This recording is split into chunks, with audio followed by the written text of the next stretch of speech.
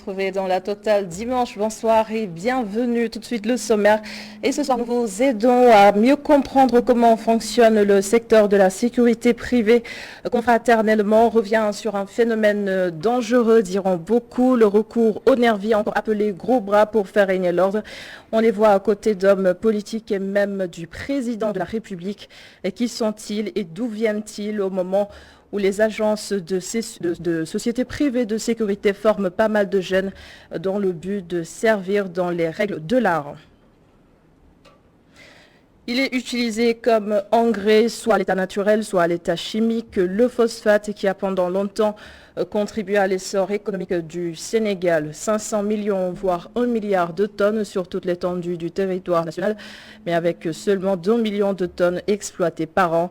Il y a encore du chemin à faire, nous le verrons dans Coin Éco. L'ancien chef d'État de la Mauritanie, Mohamed Ould Abdel Aziz, a été arrêté mardi dernier pour corruption et malgouvernance, notamment de lourdes sanctions à décrypter avec notre diplomate ce soir. Touré, membre fondateur du mouvement des forces de libération africaine de Mauritanie Flamme, devenu récemment FPC, dont il est le porte-parole. Dans Écolo, la rubrique environnement, retour sur une vidéo qui a fait le tour des réseaux sociaux. Une baleine piégée dans les filets dérivant au large du cap Manuel. Elle n'est toujours pas retrouvée. Et enfin, dans Bouillon Culture, une vieille tradition que la rédaction a revisitée pour vous, le drap nuptial exposé au lendemain de la nuit de noces. Une tradition très ancienne, certes, mais de plus en plus délaissée par les nouvelles générations. Et nous verrons pourquoi dans quelques instants. Bienvenue à tous.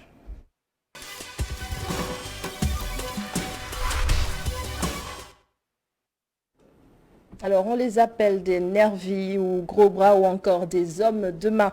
Pour assurer leur sécurité privée, certains hommes politiques font appel à ces hommes.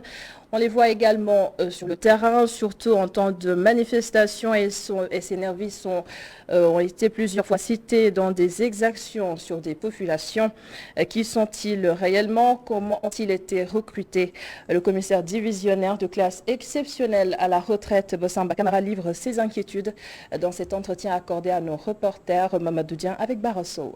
La sécurité privée est une activité de surveillance humaine ou matérielle répondant à un cadre juridique. Une activité soumise à des règles qui écartent tout amateurisme.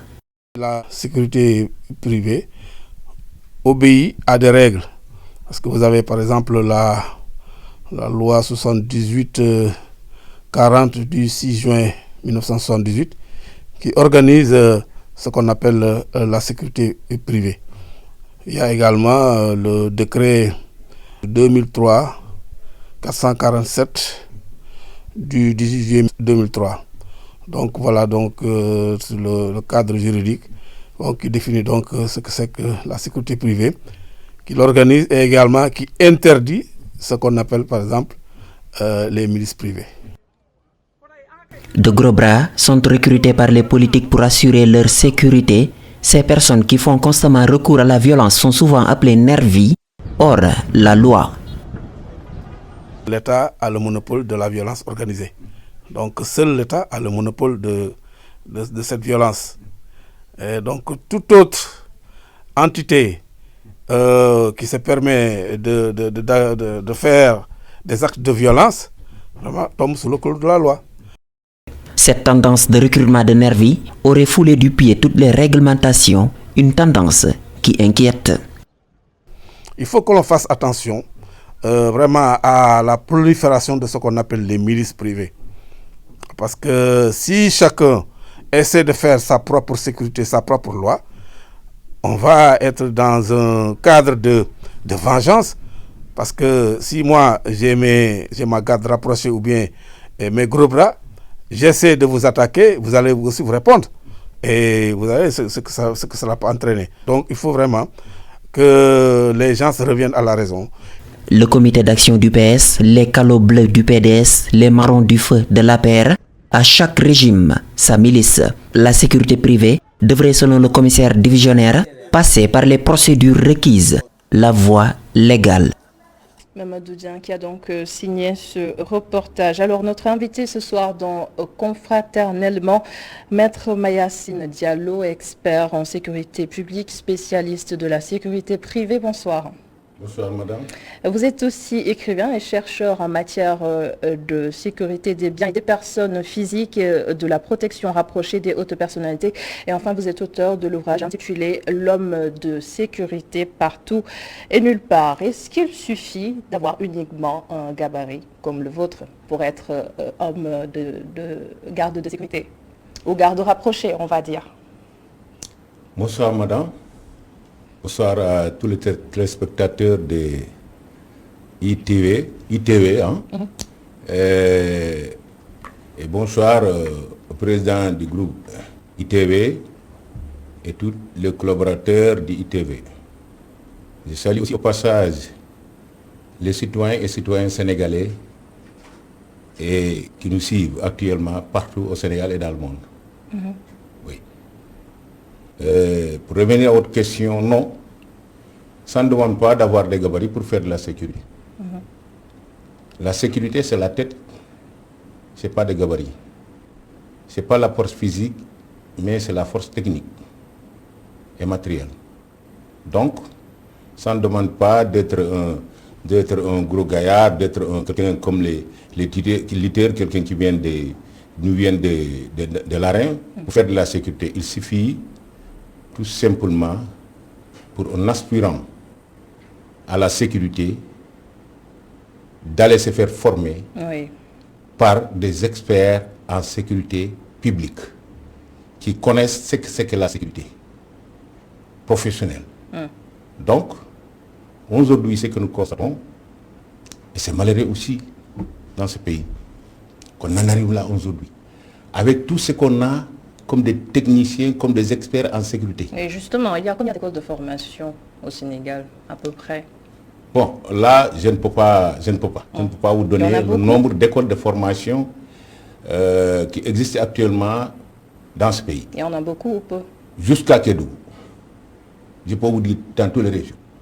C'est un phénomène qui est répandu comme ça dans ce pays. Voilà, parce que à un moment donné, voilà, le temps peut-être un peu avant la 4e République, il y avait quand même une floraison d'argent où quelqu'un il vient de l'arène.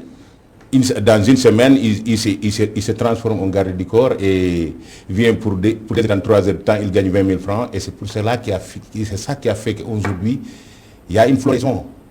Mais il y a des écoles qui sont reconnues quand même. Oui, des écoles qui sont reconnues par l'État. Des écoles qui sont reconnues par l'État. Aujourd'hui au Sénégal, je peux vous dire qu'il n'y en a pas beaucoup. Des écoles de sécurité, il n'y en a pas beaucoup. Tandis que, parallèlement, il y a des agences et des sociétés privées de sécurité qui forment des éléments de sécurité, normalement, dans les règles de l'art, en conformant avec la loi et le règlement du pays. Mais aujourd'hui, ce que nous constatons, c'est des écoles qui sont là parallèlement, et ces agences de sécurité, des sociétés de sécurité, qui forment des gens, sans foi ni loi, encore moins l'éthique, et les laisser à la merci de tout le monde. C'est ce qui fait qu'aujourd'hui, nous rencontrons beaucoup de difficultés sur le terrain concernant la sécurité des biens et des personnes physiques. Parce que quand on parle de la sécurité publique, c'est un aspect qui désigne généralement tous les aspects liés à l'ordre public et à la sécurité domestique, avec, bien entendu, les moyens matériels humains et visant à la sécurité des populations d'un État. Mais aujourd'hui, la sécurité privée, qui a ses limites, nous avons vu aujourd'hui des gens qui viennent pour faire de la sécurité, le rôle de la sécurité publique. Et la sécurité privée et la sécurité publique, c'est très différent. Il y a un écart très différent, parce que la sécurité privée n'a pas une vocation de faire la police. Ils ont tout simplement le rôle de prévention, mais pas de la répression. Mais aujourd'hui, ce qu'on voit, c'est des éléments de la sécurité privée qui viennent se substituer à la place d'un policier ou d'un gendarme. Et c'est ce qui est grave dans ce pays, madame. Alors, Vous êtes formateur, hein, formateur en sécurité privée. Comment se déroule cette formation pour les agents qui sortent le plus souvent de ces écoles reconnues? En tout cas, moi, tout ce que je peux vous dire par là, que je peux quand même vous donner quelques explications par rapport à ce qu'on fait nous. Parce que nous sommes une société. Moi, je suis président du conseil d'administration d'une société. Je suis formateur de cette société. Donc, les éléments que nous formons beaucoup des éléments, bien entendu, des anciens policiers, des anciens gendarmes, des anciens militaires, des civils même, des pratiques des arts martiaux. Mais combien environ par promotion? Par promotion, bon, au minimum 15, 20, 30. Sinon, au maximum 40, 50, 60. Mais, nous, les éléments que nous formons, on les donne du travail. On les forme, avant la fin de la formation, on les donne du travail. Ce n'est pas des gens qu'on forme et on laisse partir. Non, non, non. Vous êtes sollicité par l'État particulièrement? Non, non du tout. Du tout. Nous sommes une société, donc moi je forme pour une société et ces sociétés-là ont fait appel à moi pour lui former ces éléments qu'il compte employer sur le terrain dans le marché de l'emploi, mais avant de les mettre dans le marché de l'emploi, il faut les former techniquement et sur le terrain pour qu'ils sachent exactement quel est leur rôle. Qu'est-ce qu'il doit faire et qu'est-ce qu'il ne doit pas faire quand une fois sur le terrain, pour ne pas avoir de problème, quand même avoir la main avec la justice. Parce que ce qu'on voit aujourd'hui, on ne comprend pas. On ne comprend pas. Mais ce n'est pas des sociétés de sécurité. Il faut que ça soit très clair aussi. Par rapport à ça, il y a maintenant un phénomène assez inquiétant. Les nervis que l'on appelle encore les gros bras qui interviennent souvent en temps d'hostilité. D'où viennent-ils selon vous? C'est des citoyens sénégalais qui viennent de nulle part. Voilà. Ils sont là dans les quartiers, en train de boire du thé et autres là, les lutteurs qui viennent de l'arène. Et bon, il y a des gens qui sont engagés aussi. Donc, ils n'ont banalement, je vous dis banalement, ce ne sont pas des professionnels. Ils n'ont pas été formés. Le plus souvent, ce ne sont pas des professionnels qui les forment. Ça sert des primes, ça sert de l'argent qui les forment. Et ces gens-là ne seront jamais en mesure de faire non seulement leur travail, mais connaître leurs limites techniques. Parce que, je vous dis, la sécurité privée n'a pas le rôle de la police. Le rôle de la sécurité privée, c'est à la limite tout simplement à la prévention, mais pas à la répression.